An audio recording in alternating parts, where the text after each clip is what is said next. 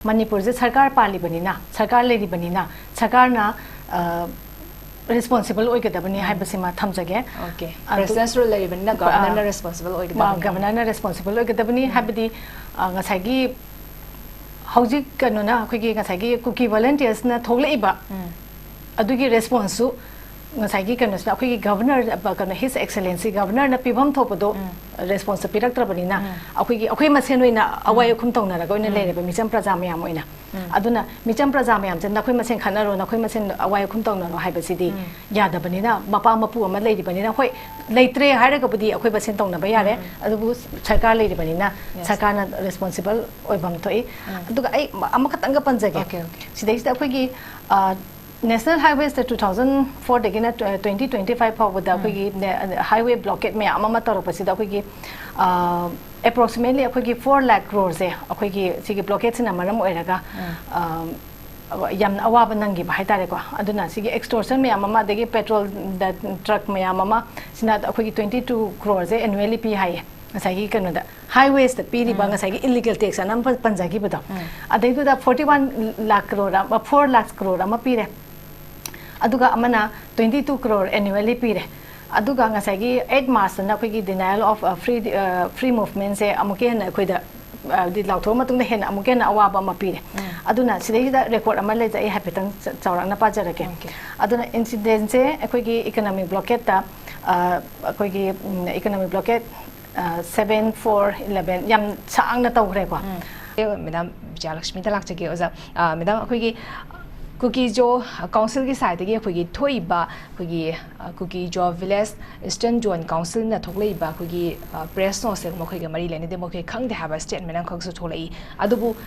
masak mami khang de taraga su mo khoi ga mari lene de taraga su statement ang khak ti tholak khrabani os ga ozana so habi ger khoi gi video ang khak su tholak khrabani adu taraga di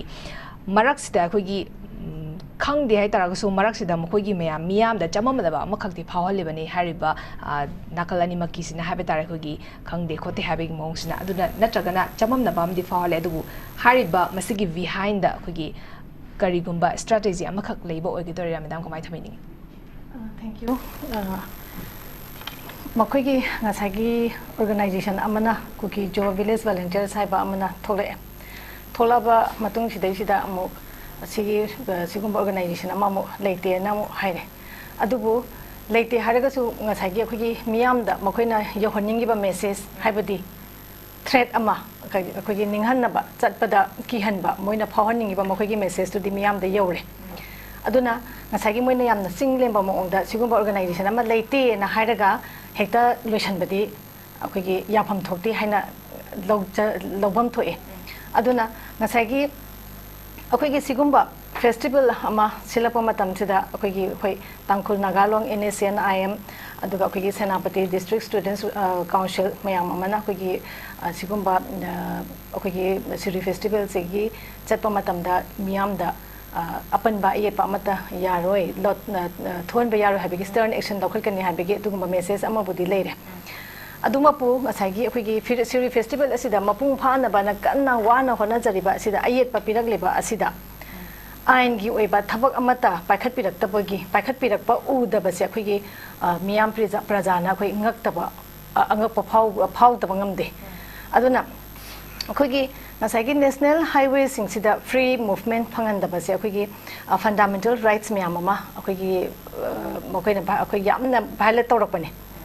aduna sigi akhoi fundamental rights si violate tawbasi sigi freedom movement si akhoi emergency matamda suspend tawbiyai adubu akhoi hojik leiriba war matamda suspend tawgadabado hojik akhoi Kuki jo makhoi khara kanosina se kotu gumba sina yamna openly sumaina akhoi da freedom movement si da ayet pa pirakpase akhoi bharat ki संविधान दा constitution da yamna chawba singnaba mapi bane aduga akhoi asu yamna chawba singnaba mapirak pasidai sida hoji phawbuda akhoi honorable akhoi governor na hoji phawbuda action lakhat tabase sisu akhoi Kuki jo singsina are Kuki jos above the law haba akhoi question ama hangjage aduga sigi akhoi sigi kanada akhoi violation of fundamental rights se akhoi atopa bharat ki atopa jaga amada sigumba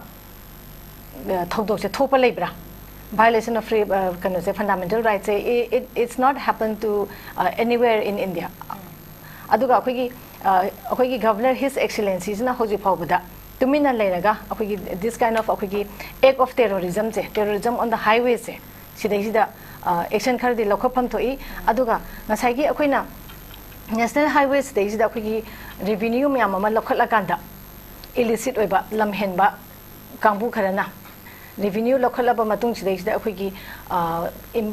valley area da yamna chauna inflation rate wang halise sisu akhoi national highways ki my freedom gana se akhoi free movement le henda basina achoba impact ne aduna ngasai gi akhoi gi noma gi chara tan jaba yamna awaba nangi ba akhoi gi awana da yamna family akhoi gi laira ba haitare ko sigumba da di impact yam chauna bi aduna sigi piri ba impact se national highways da moina freedom da akhoi gi free movement pi han pirak ta ba matam da suffer to ri di maitai khata na te ba ado akhoi gi whole akhoi gi manipur da lai ba community khudi mangna suffer to ri ni lai ba awaba anaba adu ngasai gi freedom movement se phangan da bana maram oira kan akhoi gi lai shu tamba chapada adagi ngasai gi akhoi gi ana ayek yeng ba chapa matam da to ki matik awaba pire asuki matik awaba pire ba si phawbuda akhoi gi kanasina akhoi gi responsible oiba sarkar sina hoji phawbuda masa gi responsibility ngak ta base sisu yamna questionable oi aduga masagi akhoi gi hojik oirakli ba phibam asida karigumba hojik yamna stern oiba action ama lakhot haudragadi akhoi gi yamna haide it's already too late ado hojik phawbada action je lokhatragadi karam kanda action yamna action ama lokhat pham toi ado sigi action je khutak ta lokhat piyo haiba sigi akhoi appeal to bhama ma thoi haina thamjage immediate action ama khak lokhat base tangai fade aba from the name da na thabi se any sub around lak chige hojiki leriba situation sida khigi praja singna adumak irang se khigi free movement oi basu ngamjabani na khigi irang se mapung fana normal sida hanjale irang se loide habadi khigi haiba yadribagi condition ama khak tani hojik leriba se khigi mafam pham jaga sing de khigi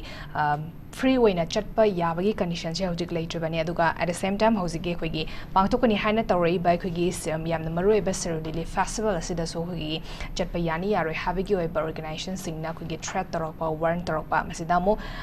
organization amana mo organization digi mathak ta wan torokpa habe tare masigi makoi masel organization sing amaga amagi marakta khigi sumaina press not against the press not thoga leba masida khigi manipur sida khigi president's rule lari basida khoi law and order se khigi president's rule la chalairaga lari basida khoi ngakpa ngamdabagi mami amakak su tari masida January basing se khoi yam immediate action lokhat pagi mami am khak ta da ba tare masida thoglei ba khoi press note sina phongdorei ba wafam sing sina khoi thread ama khak oina loba ya gadori ba masida manipur da ing tapa hanjilak pa pam da ba khoi ozana sung sa bigi ba kangbu khara leira bra ha basi hangnga ba question si president's rule chalai ba manipur sta khoi action se lokhat pa ngam ri cha khoi governor se karai chekrage president's rule gi magi mathau sina kari no ha ba question se hangnari madam kamai thamini hoi masagi akhoi hojiki pangthokani na tawriba akhoi siri festival se yamna icham chamba festival amanate aidi chumna cultural gi festival khatak nate sidai da akhoi siri festival si che akhoi yamna kaino gi oiba akhoi cultural gi festival si oina tourism ga adagi akhoi eco tourism su yori bani akhoi state na siliba adugumba makhan gi state level gi oiba festival ni sidai sida akhoi tourism department yauri ni adagi ngasai gi sustainability gi wafam ni akhoi economy gi yamna related oiba ko aduna ngasai gi akhoi gi stage da chatkadori ba festival stage da akhoi gi maitai valley degi ya akhoi gi participate tawdragadi siri festival se mapung pha festival ni haina loroi doine aduna ngasai gi sigumba yamna wana semga saga charakpa adugi akhoi gi manipur gi integrity gi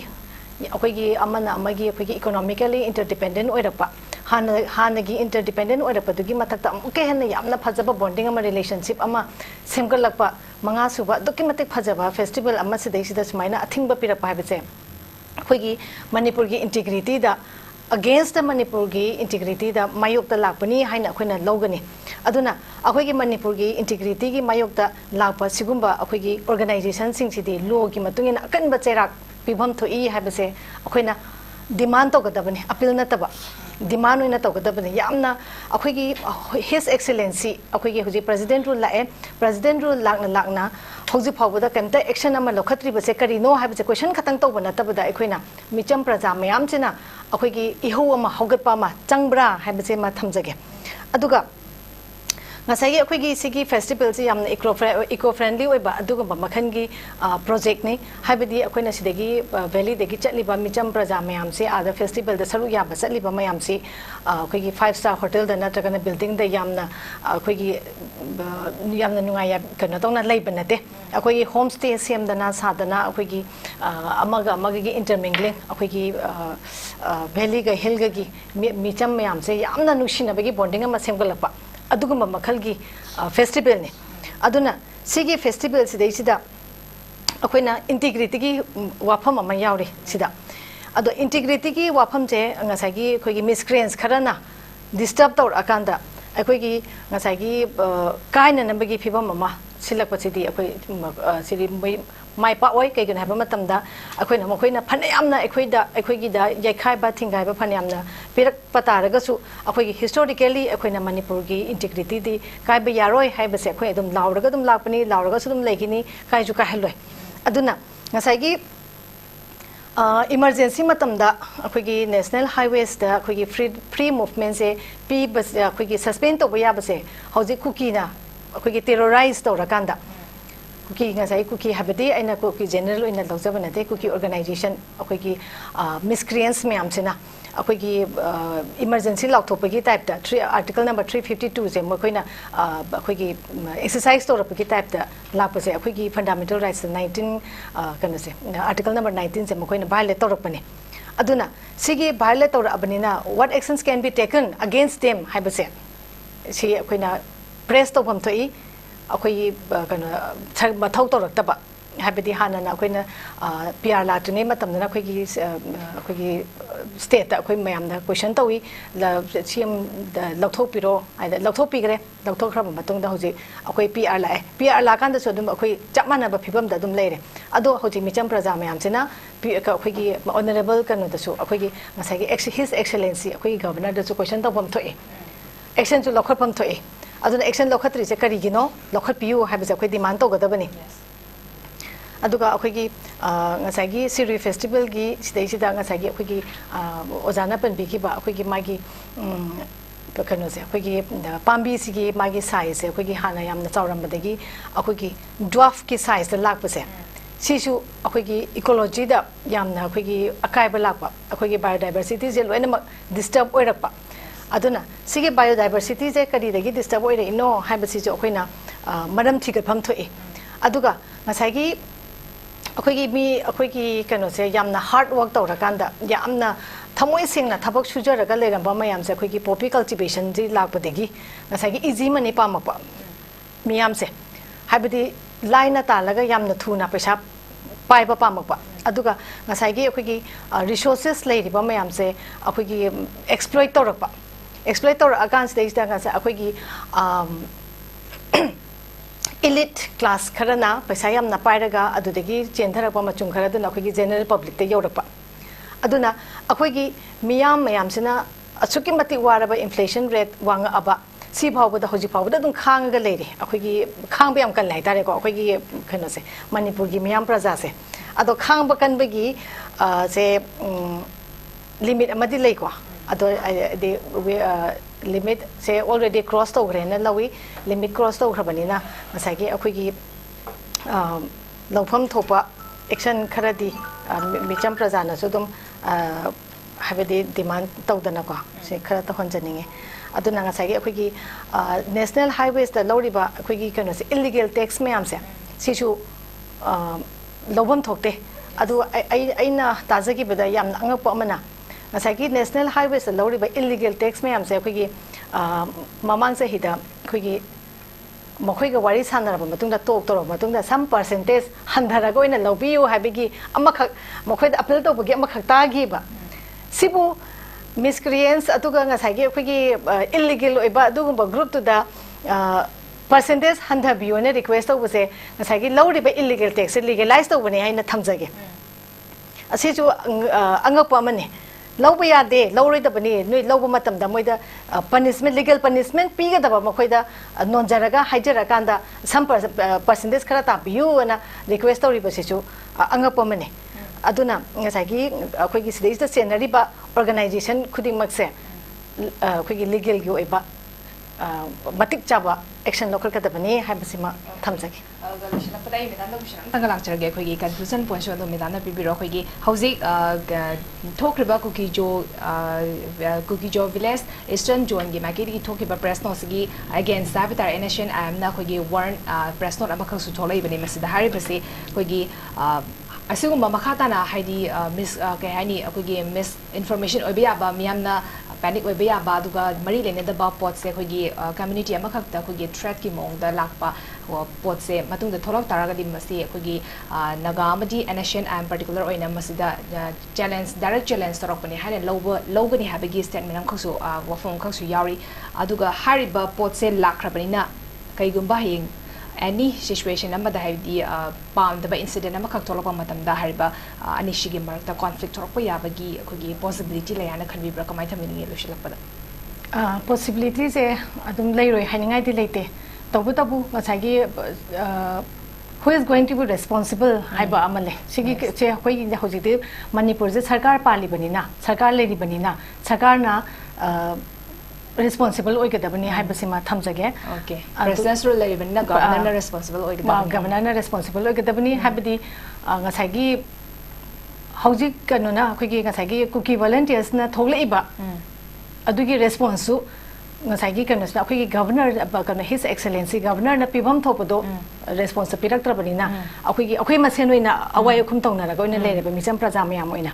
aduna micham praja mayam jen na khoi masen khanaro na khoi masen awai khum tongna no haibasidi yada banina mapa mapu ama leidi banina khoi leitre haira ga budi akhoi basen tongna ba yare adubu sarkar leidi banina sarkar na responsible oibam toi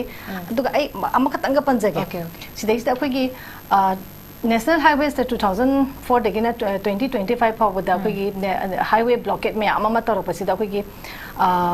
approximately khoi 4 lakh crores e khoi sigi blockade sina maram oiraga yam awaba nangi ba haitare ko aduna sigi extortion me amama degi petrol da truck me amama sina khoi 22 crores e annually pi hai ngasagi kanu da highways the piri ba ngasagi illegal tax anam panjagi bada adai da 41 lakh crore 4 lakh crore ama pire aduga amana 22 crore annually pire aduga ngasagi 8 March na khoi denial of free movement se amuke na khoi da di lautho matung na hen amuke na awaba ma pire aduna sidai da record ama le jai hapetang chawrang na pajarake aduna incident se khoi economic blockade ta khoi economic blockade 7/4/11 yam sang na tawre ko aduna ngasagi kana se economic blockade ta la ise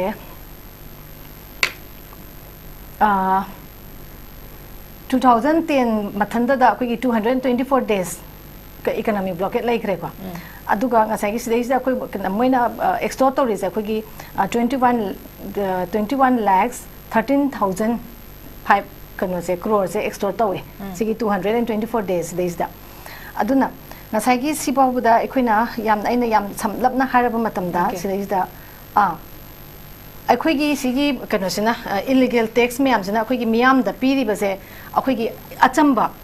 yamna apikpa amount ta pira panatra in terms of crores ta pira bani adu tardi akhoi gi manipur gi economically sothari base is a major role lori senga sai gi akhoi gi national highways ta lori by illegal tax meyam sina yamna achoba major role ma lowi habasi muka thamjagi okay am nungai se akhoi gi